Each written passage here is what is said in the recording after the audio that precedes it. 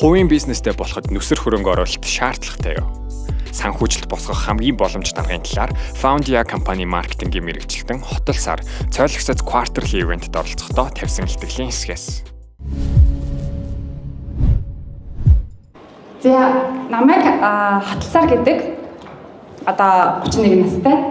Тэгээд краудфандингийн платформын Foundia гэдэг компанид маркетинг хариуцсан захирлаар ажиллагаа. Тэгэхээр бизнес центр гэж том үг ашиглахгүйгээр амар энгийнээр явах юм бол зүгээр л нэг юм сайт хасал гэж ярьчих заяа.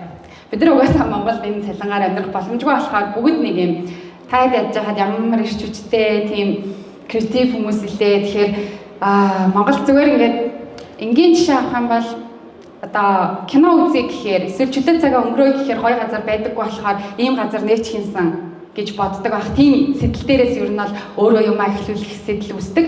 Эсвэл одоо пост гэмээр байна тий. Сая манай Базуу маань ярьжсэн ахгүй хойно. Пост гэмээр дээр ингээд мэдээлэл авах залуучуудад ийм гоё вебсайт ерөөсөө алгаа. Тийм болохоор энийг эхлүүлсэн гэдэг. Тэгэхээр анханасаа нэг юм байхгүй байгаа зүйлийг өөр өнцгөр хийж болох өнцөг харахаараа л юм хийж гээд байгаа шүү дээ тий. Тэгэхээр тийм бодлол байгаа бол энийг хэдүүлээ зүгээр санаа гэж нэрлэлчээ. Тэгэхээр санааг олон хүмүүст хүргэхийн тулд санхүүжилт гэдэг юм хэрэгтэй. Тэгээ одоо яг ярих гэж байгаа манай энэ Foundia-гийн хийгээд байгаа зүйл нь болохоор санааг санхүүжүүл буюу ер нь бол краудфандингийн талаар ярих гэдэг. За энэ дараагийн жишээг харахаар модын галс өнөгч роботтой болъё гэд модын болтой ахныг бичлэг явуулаад байсан да. Энийг харсан уу? За тэгсэн чинь энэн дээр болохоор галын аюул чинь амар хэцүү юм байна штэ. Тэгсэн чинь манай хөрхийн нөгөө галс өнөгч нар чинь хувц зэрэг л авахгүй галс өнөг тийм машин хүртэл хүрэлцээгүй. Тэнгүүд Монголын гадаах гудамж байрнуудад галс өнөгч машин орж багтахааргүй тийм гарцын шидэж өгөөгүй байт юм байна. Тэгвэл нэг юм робот байна бүр амар шүршдэг. Энэ роботыг хэдүүлээ авчил да тэдэнд хүрэх гэж байна. Бөөнөрөө нийлээд авчидэх үү гэсэн санаа ийсэн. Тэгэхээр нэг ясандаа энэ нь болохоор хандив аваад байгаа штэ. Гэхдээ Rocket Pay болохоор яг адилхан санаатай байгааз би энэ тоглоомыг хийчихье. Зах зээлд гаргачих. Энэ тоглоом бүр та нарыг ууд авахгүй бүр амар гоё тоглоом. Олуулаа нийлж агаад мөнгө өгч. Би нэг компани мэдлэлд очиад нэг компаниас $122,000 авах биш. Ингээд болдоогоос, батаагаас, салинаагаас ингээд нийлүүлээд бөөнөрөө энэ тоглоомыг хийчихье гэсэн байгаа байхгүй юу? Эргүүлээд би болохоор мөнгө чинь зүгээр авахгүй. Тэгэхээр хандив болчихно. Эргүүлээд би миний тоглоомыг хамгийн түрүүнд тоглох аксессыг өгье гэдэг ч юм уу тийм урамшуул эргүүлээд санал болгож байгаа гэсэн. Тэгэхээр одоо ингээд жишээтэй харахаар энэ нөгөө краудфандинг гэдэг хамтын санхүүжилт гэдэг байгаа чинь ер нь зүгээр л нэг компаниас мөнгө босгох биш. Эсвэл нэг банкнаас очиод хүүтэй зээл авах биш.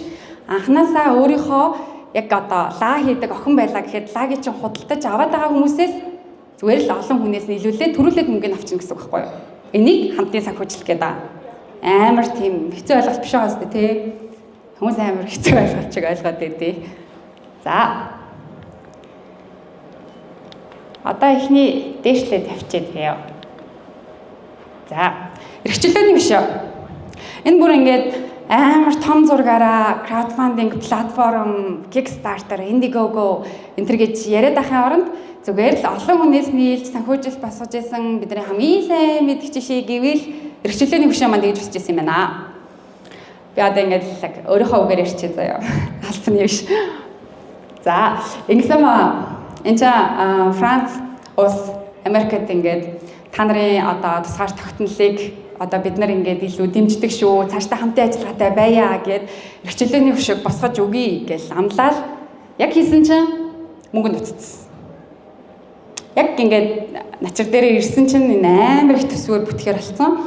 Тэгээд мөнгөнд дутангууд яг одоо та нар Google дээр таах юм бол эрхчлөөний хөшөө боссон гэдэг оноо амар эргэлзээтэй Google дээр алддаг байхгүй юу? Эхэлсэн гэдэг нь ондоо дуусна нь хэдэн жилийн дараа. Тэнгүүд дунд нь санхүүжилт зогссон байна. Тэгсэн чинь ингэсэн. Одоо энэ харагдаж байгаа суурийг нь болохоор за бэлээ Америкчууд та нар өөрсдөө энэ суураа хийчихээ. Бид нар их бийг нь хий. Гэтэ тэр мөнгөө бид нар Францын ард иргэдээсээ цуглуулжээ. Та ядаас яагаад Америкийнхаа ард иргэдээс цуглуулж болохгүй гэж энэ чинь ингээд амар том ингээд дэлхийд эрхчлөө бүр ингээд тунхаглаж ингээд амар том маркетинг болно. гэж ярьсан байгаа байхгүй юу? Тэгсэн чинь Франц ард иргэдээсээ нэг мөнгө гуйх гэдэг надаа. Тэнгүүтээ амар олон арга хэрэглээд Америкт бид нэр ингэх гээд байгаамаа гэдэг PR-ын компанид ажил эхлүүлээд ч бүр ингээ мөнгө нь босхгүй байсан чинь тэгэл дуудлага худалдаа явуулж үзээл хүмүүсээс зүгээр ингээд мөнгө гуйж үзээ бүх сони хэвлэлээрээ зарлж үзээд болохгүй байж байгаад нэг амар сони юм дээр мөнгө нь боссон заяа. Тэр нь суглаа.